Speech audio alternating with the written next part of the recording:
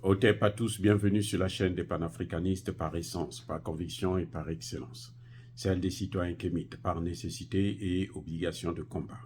Nous sommes une chaîne qui n'est guidée que par nos ancêtres et rien que par les ancêtres qui appartiennent à l'égrégore du monde noir. Par conséquent, nous ne croyons en aucun Dieu venu de l'étranger.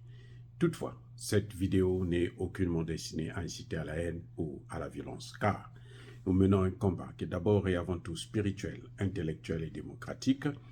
Ensuite, il est politique, géopolitique et géostratégique, contre l'impérialisme, le colonialisme, le néocolonialisme et l'endocolonat, qui sont tous qualifiés de crimes contre l'humanité.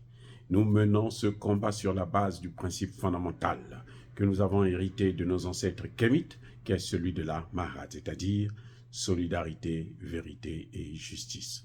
Vous êtes donc en droit de connaître la vérité et nous avons l'obligation de vous dire la vérité, rien que la vérité, afin que justice soit rendue au continent africain. Et ça, c'est notre modeste contribution dans cette noble lutte en faveur de la souveraineté, la dignité, la solidarité et l'unité africaine.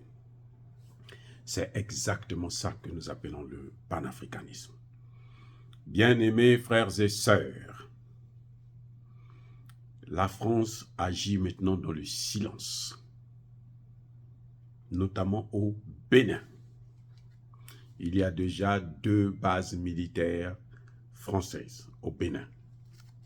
Dans la ville de, comment on l'appelle là déjà, Tangueta et dans la ville de Tandji. 2 villes où la France s'est installée au Bénin pour faire, comme d'habitude, ce qu'elle sait faire le mieux, c'est-à-dire installer le terrorisme. Et puis se passer pour le sauveur du Bénin. C'est ça qu'elle va faire, il n'y a que ça. Et c'est sa spécialité. Vous avez vu comment elle a détruit le Mali? Quand la France est arrivée au Mali, avec l'opération Serval, les terroristes occupaient à peine 10% du territoire. 8 ans plus tard, les terroristes occupaient 80%. La France était là. Heureusement que le président Assimi Goïta a tout compris très vite. Il connaissait bien, et lui, c'est comment on les a stoppés pour rentrer dans Kidal. Donc, très vite, il a compris que le problème, il est là. Et il a chassé la France.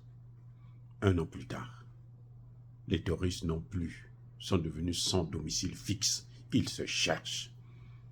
Ils vont partout dans tous les sens. Donc, ne soyez pas surpris de savoir que après le Mali, le Burkina et le Niger, le tour du Bénin arrive. Patrice Talon est en train de jouer avec du feu.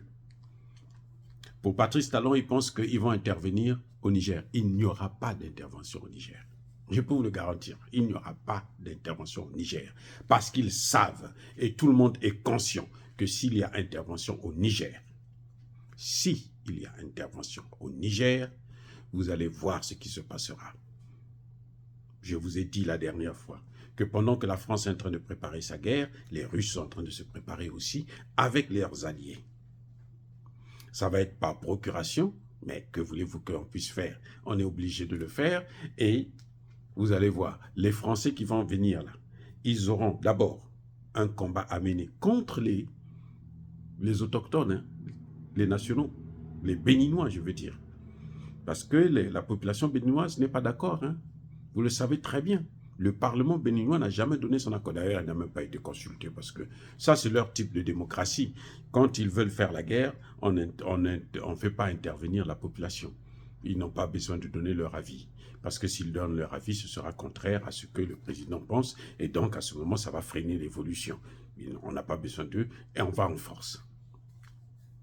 Mais Patrick Talon payera le prix cher. La Côte d'Ivoire payera le prix cher. Eh oui, ils payeront le prix cher. Parce qu'ils auront à combattre 2 ennemis. Ils auront une guerre en face et une guerre derrière. En face, ce sera le Niger et la coalition des États du Sahel. qui est soutenu par la Russie, maintenant aussi par la Chine et la Turquie. Et derrière, là, ils auront leur population qui leur mèneront la guerre jusqu'à les neutraliser. C'est aussi simple que ça. Donc, c'est pour ça que nous pensons qu'il n'y aura pas la guerre. Mais ils vont chercher à occuper donc le Bénin pour commencer à faire maintenant leur sale besogne depuis le Bénin pour chercher à nuire le Niger, chercher à nuire le Burkina Faso, chercher à nuire le Mali.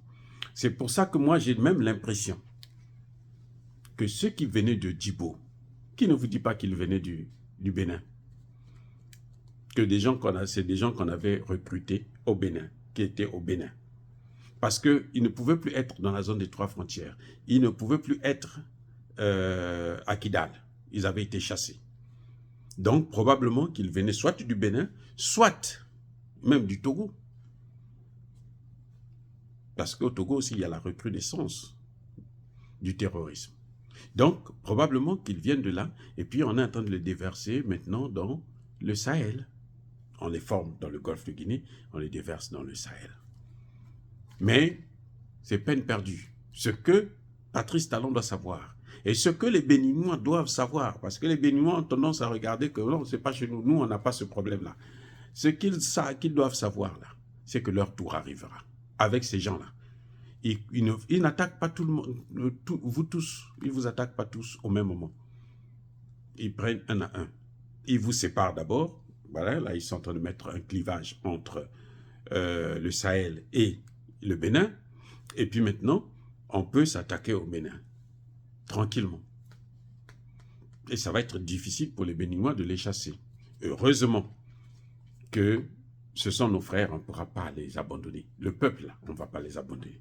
On ne les laissera pas dans les mains des Occidentaux. C'est fini. La colonisation de l'Afrique, là, ou l'esclavage de l'Afrique, là, ça ne se refera plus jamais. Dire cela, c'est inciter à la haine ou à la violence, non. Il y a ma colère, il y a ma lèvre. Encore une fois de plus, bien-aimés frères et sœurs, je persiste et je signe, soyez bénis, abondamment bénis, par le Dieu des Kémites et par nos ancêtres angélisés.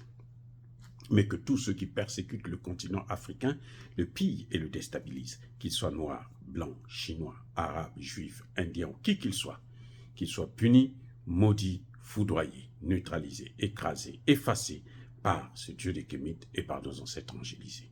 Vive l'Afrique éternelle, j'ai dit et j'assure.